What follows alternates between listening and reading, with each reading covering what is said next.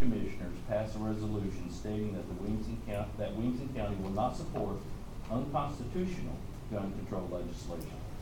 That was pretty specific. Unconstitutional gun control legislation that is passed by the Illinois General Assembly. That is the question as it would appear on the ballot. Once again, it's an advisory question.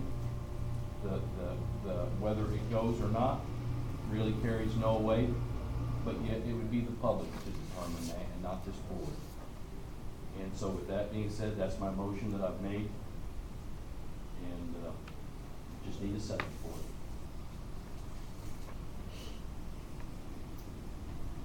Obviously, you've heard the silence is spoken, there's no second, and the motion dies. You know, I have one thing. Isn't Illinois like one of the, if I'm correct, Jim, that was the most gun laws of any state in the country? I don't know. Is it one or two? I have no idea. Yeah, that's pretty sad. I mean, it shows you a lot, but you're also gonna say something else. When you put something on the ballot, that opens up Pandora's box. You put one thing on the ballot, every group around can put anything you want on from here on out. It could be anything, and you can't stop it.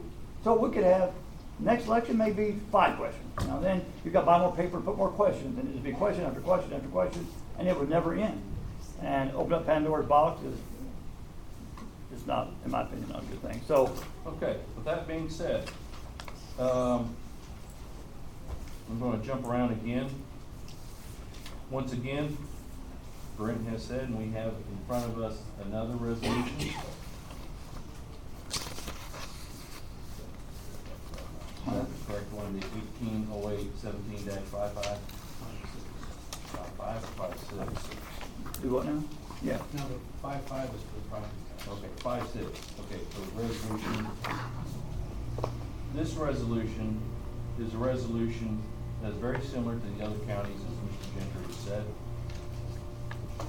This is a resolution that a lot of people asked for originally. With that being said, I think enough has been said about it. What we need is a motion to. Okay. I'm just saying, there's one thing. I talk to these folks and make the map. Okay. One of you guys addressed the sanctuary word. The sanctuary, basically means, that you're a safety or it's a refuge. That's really misleading because some people really believe that if you use the word sanctuary, that the laws that they pass, these people of Springfield pass, will stay out of Williamson County. The reality is that anything they pass will trump anything any of us do or any of us do, okay? So that's the reality. So what I've asked them to do, we all have agreed, the sanctuary word is probably a bad word in our resolution. So they're going to make an addendum down here that says sanctuary counties or other resolutions, okay? That would become a green county with the rest of them. They're projecting 37 as of this morning. They're projecting possibly 60 to 75 before this is over. So that's just what I'm told, okay? So, if you need a motion, Well, yeah, let me ask this. I know it's a long it's very long. resolution. It has a lot of whereas. I'll just, we're here. Do we want to read this resolution to the public as it stands before we vote? You can, yeah, that's up to Would you you. guys like to hear what this resolution says? You got better glasses, you can go ahead and read it. All right, bear with me. I'm better taking a drink on this one. This is 2 pages. All right. Resolution opposing the passage of HB 1465, HB 1468, HB 1469, SB 1657, any trailer bill or any bill similar to where the 100th Illinois General Assembly desires to restrict the individual right of U.S. citizens as protected by the Second Amendment of the United States Constitution. Whereas the right of the people to keep and bear arms is guaranteed as an individual right under the Second Amendment to the United States Constitution and under the Constitution of the State of Illinois, and whereas the right of the people to keep and bear arms for defense, life, liberty, and property is regarded as an inalienable right by the people of Williamson County, Illinois, and whereas the people of Williamson County, Illinois derive economic benefit from all safe forms of firearm recreation, hunting, and shooting conducted within Williamson County using all types of firearms allowed under the United States Constitution. And whereas HB 1465 is a violation of the Fourth Amendment of the U.S. Constitution requiring responsible persons under 21 to surrender lawfully owned firearms or face becoming instant felons, fails to define how to relinquish firearms, only allows possession at Sparta Shooting Complex, but fails to provide similar exemptions for recreation shooting at gun clubs, private ranges, or under supervision of a responsible adult or parent, unless certified as a firearms instructor. Whereas HB 1468 contains broad and unclear definitions which cause confusion amongst firearm owners and dealers as to which type of firearm is subject to a 72-hour wait period, bans non-residents from purchasing certain long guns defined loosely as assault weapons, puts dealers in jeopardy of unknowingly violating the law, and whereas HB 1469 is a violation of the Fourth Amendment to the U.S. Constitution requiring persons to immediately relinquish unlawful owned magazines, fails to provide how to properly relinquish banned magazines, creates instant felons if enacted as written, creates conflicts allowing for sale to out-of-state persons while stating possession is a felony, bans body armor worn as protection for those who employ the use of chainsaws, motorcyclists, range officers, and firearm instructors, shop owners, and employees who work in dangerous neighborhoods or during night shifts. And whereas Senate Bill 1657 and trailer bills will create economic hardship on lawfully owned and operated small businesses firearm dealerships. In effect, forcing them to close will create undue burdens and price increases on persons to lawfully purchase firearms, will have a direct negative impact on local economies through job loss and sales tax loss, will create another layer of burdensome government regulation on top of heavy federal regulations, imposes new fees on top of existing federal license fees.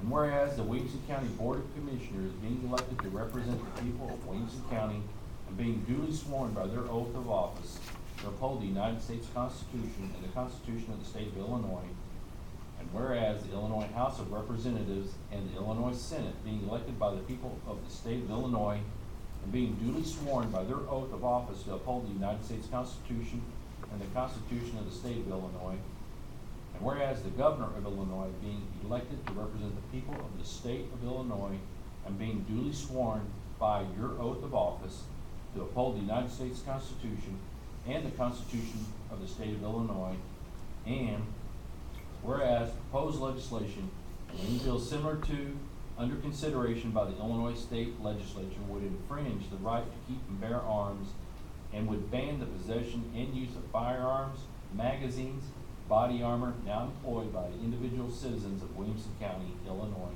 for defense of life, liberty, and property, and would ban the possession and use of firearms now employed for safe forms of firearm recreation, hunting, and shooting conducted within Williamson County, Illinois. Whereas the proposed legislation potentially violates the Fifth Amendment, failing to provide just compensation under the Takings Clause, Eighth Amendment imposition against excessive fines and punishments on law-abiding citizens by punitive forfeiture, relinquishment of lawfully owned property, and ex post facto law clause of the United States Constitution.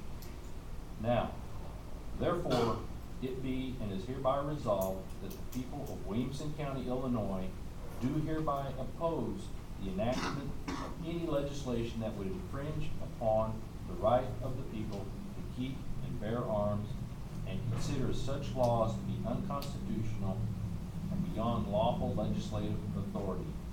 Be it further resolved that the clerk of Williamson County is hereby directed to prepare and deliver certified copies of this resolution to both members of the Illinois General Assembly, Williamson County, and to the office of the governor. That's the way the resolution reads. That is exactly like the rest of them, except the word sanctuary is not in there, okay? That being said, before I take another drink, I need a second motion. Or I need a, I'll make a motion that we accept the resolution opposing amendment legislation, resolution number 18081756. Second. Ron Ellis. Yay. Brent Gentry. Yay. Jim Marlowe. it's not the direction I wanted to go. I wanted to give the people the right to voice their opinion. But in response, that has since failed, I will vote yes on this resolution. That's it. Okay. That being said, there's a resolution to oppose statewide property tax. Now, this is something, that. Take a 2-minute break. You wanna take a break? Or you wanna go on? All right. We'll just wait for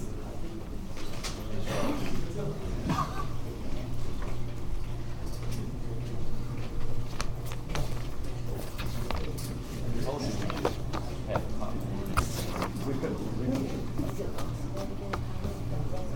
Oh, yeah. Shoot.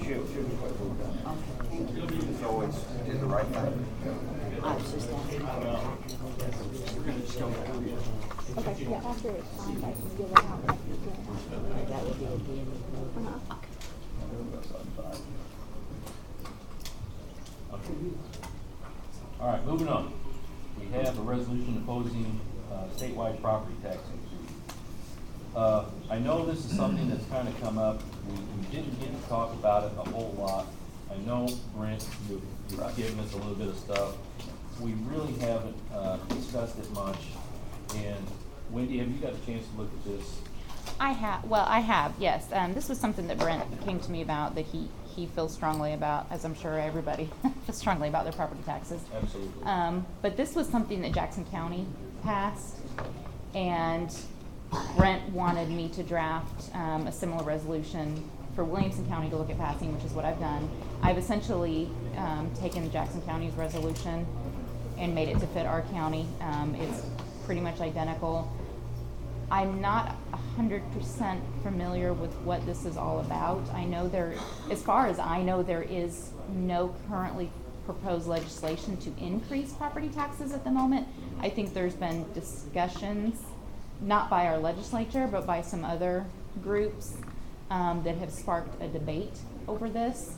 So I think there's maybe some more that we need to talk about, and that, so that you guys understand exactly what it is you're voting on here. Yeah, and I have no problem with that. I just wanted to put it on there because it's something we need to keep our eye on. When you see this come out and it says, Illinois is to impose a 1% property tax on top of everything annually for 30 years, and it says the Fed is proposing 1% annual tax to be imposed already on top of the highest property taxes in the country.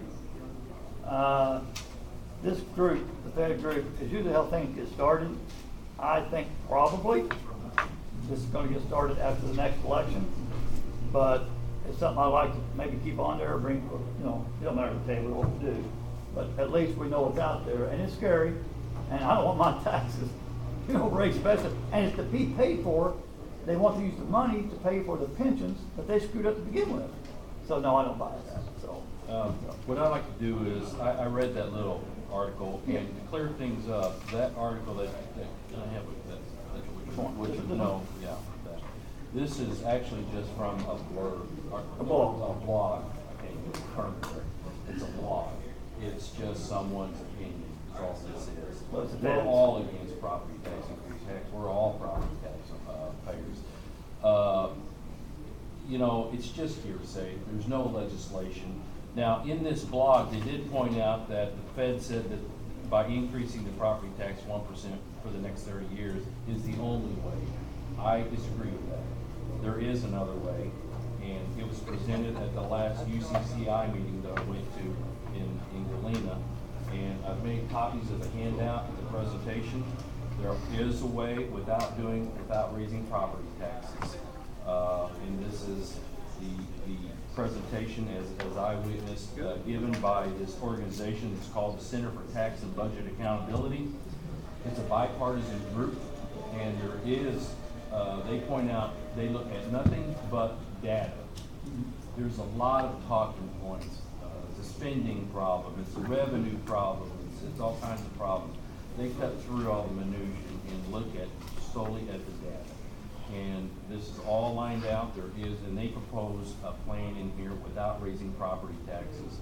And actually, if they, the legislature was to abide by this, by 2045, the pension debt would be funded by 70%. And at that time, the school funding could be taken off of property tax, the backs of property taxes, and that is when you would see a tremendous drop in your tax bill, because it would be funded by the state. School funding would be by the state. Jeff has told us a number of times at board of review, you won't see true property tax relief until the state figures out how to properly fund schools and get it off the backs of the local property tax. Because if you look at your tax bill, that is 60% to 65% of your property taxes.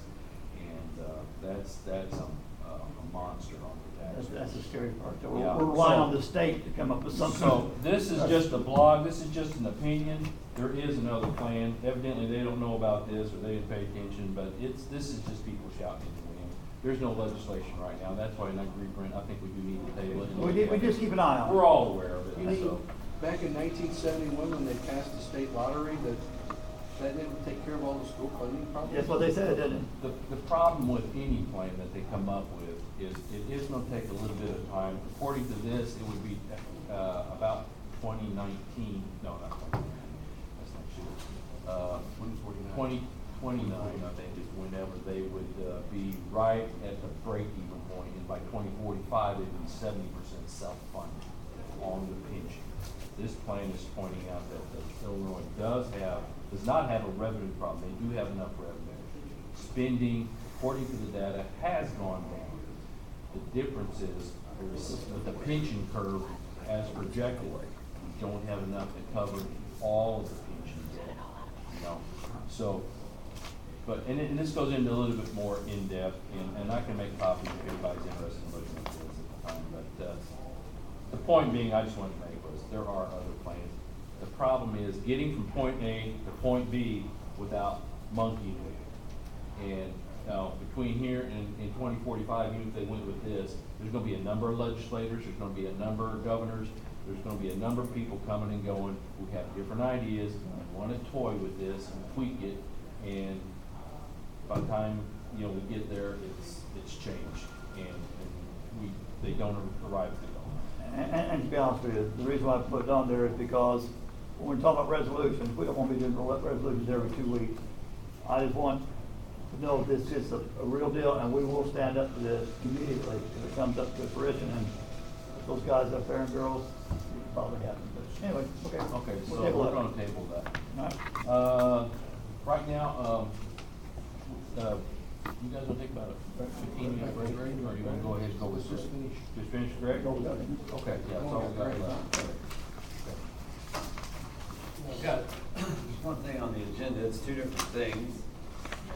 We took bids on a couple different pieces of equipment. The first one I'm gonna discuss is the pickup truck. The pickup truck that our staff in the office are using for construction inspection is getting high miles. And we wanted to do a replacement on it. And so we took a bid on a half-ton pickup for them. The bid we received was from Watermark Ford for $29,103.94. I looked at their specs. I think it'll serve us just fine. This is something I'm going to fund out of this year's fiscal year. This is this year. Yeah. Okay. Yeah. So, meaning we have the money. If you Yeah. got the money, we got the time. And I think it's a good thing. The truck that he's using now will probably put into the fleet for the guys to use, and just go on down the road. But I think this is a good thing, so. All right? I make a motion that we accept the bid for $29,103.94 from Marion Ford with a half-ton pickup truck, the F-150. I'll second it. Ron Ellis. Yeah. Rick Gentry. Yeah. Jim Marlowe. The next thing I've got, and this one's a little more interesting. We've got a 2005 motor grader that's over 7,000 hours on it, and we went to bid to replace that, and we were gonna trade it in. The two bids we received, and you can see them on the second page there, Caterpillar was extremely aggressive. We've got a similar machine we got 2 years ago, 120 HM2, front wheel assist. It's a bigger machine than what we've got now. It's more powerful, got front wheel assist. And you can see they're $57,000 underneath John Deere's bid. The one we bought 2 years ago was $184,000. So we're saving an incredible amount of money with this machine. And it's to the favor of Highway Department and the taxpayers. The one thing we've got another grader that's a 2008, same kind of hours on it, and it's aging. And I asked the guy at Caterpillar, I said, on the off chance we want to do 2 of these and get our fleet new, Yeah. would you honor that price for both of them? And they said they would. Really? Yeah, and I can make things work, and I think it's a good thing, given that price. And Well, next year probably go higher and higher. yeah, we may not get this chance again. The Caterpillar dealer, after they all left, he called me and said they may not sell a grader. Now I don't know if this talk, but like at that price to anybody else in the state, they wanted to get and stay in Williamson County with their road graders. So, yep. Well, Greg, if that's the case, this is just for one, so would you have, what? If you're buying 2, would we have to vote on that at a separate meeting? And It's we not here. can. That's what I wanted to talk about. I've got on there for 2. Let me ask this, what's it, the time on getting it at this price? The delivery's 12 weeks for that. I mean, how long would they recognize that price? I'm sorry, 6 weeks. Or 16 weeks. I don't know. I didn't ask him that. Okay, the other question I have is, where does the funds come from? Just as They come from our road and bridge account. You got the money in there? Yeah, In I your account? can cover it. I don't think you Yep. guys have to vote on it. Well, that's, Yeah, it yeah. sounds like it's, you need like, If you think that's what you need, bud, and you got the money, And that's what we only bid for one, and the price we got in was $137, but it's such a good price. I hate to let that go, and they're willing to honor that. honestly, the way I feel is, it's kind of like with Terry and that lawnmower, that these are your funds. You've got the money, it's your department, it's your decision. Yeah, it's- Now, I appreciate you bringing it to the board. Yeah. And it's always good, but, it says approval for truck and motor grader. It didn't really matter if it's 1 or 5 or whatever. We'll pass it. You just tell us what you want to do. You want to do 2? Yeah, I'd like to do 2 at 137, 337, Okay. which would And they will be a cat 120. HM2, yep. Okay, I'll make a motion. It'll be 274,000. 600. can we amend a motion like that, like right now, or does that have to be on? I don't think this requires. a That's what I'm motion. thinking, that's what I said, I I don't think it think requires. It's out of his if funds. these are out of his funds, he's the Right. office head, and it's already in his budget for the year. Yeah. These are his That's- And expenditures. this will come out of That's what I next was- year's, budget, Okay, because all the right. delivery's 16 weeks out. So that'll be into December Go or for it. later, before we get them, so. Okay, all right. Go for it. Yeah. Okay. That's all I've got. Thank you. All right, bud, thanks. Ron, you got anything else?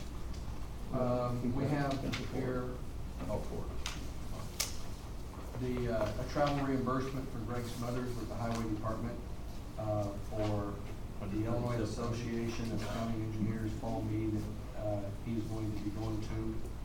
And, he's got, 3 nights of lodging at it's $113.12 a night, correct? Yeah. So which is a little bit above. And so what he's doing here is wanting our permission to go above the, I believe it's $89 plateau. So it's plus It's tax. 100. Is it 100? Okay, but it's still going to be above, so $113.12. So I make a motion that we accept the, approve the, You know, let me just say this is kind of the same thing like what Jeff did, we just kind of paid. No, this one's over. Oh, This one has to be approved. his was under, This one's Jeff's was over. under, because his was $89. but he didn't go to it yet. Correct. No, but this one is over, he's just getting pre-approval because it's going over. He knows it's over already. Okay. Jeff's wasn't over the amount. Okay, all right. And that's why we were waiting for Jeff to get the actual numbers. Okay, that's fine. So you made the motion? So I'll make the motion that we accept the, lodging cost of $113.12 plus tax for the 3 nights of October 9th through October 12th. Second. Ron Ellis, Yay. Ray Gentry, Yay. Jim Marlowe. Okay. Okay, that being said, anybody else have anything they want to say? No. Not? We'll, make the motion, need a motion to, adjourn. I'll make that motion. Second. Ron Ellis, Yay. Ray Gentry, Yay. Jim Marlowe. Okay.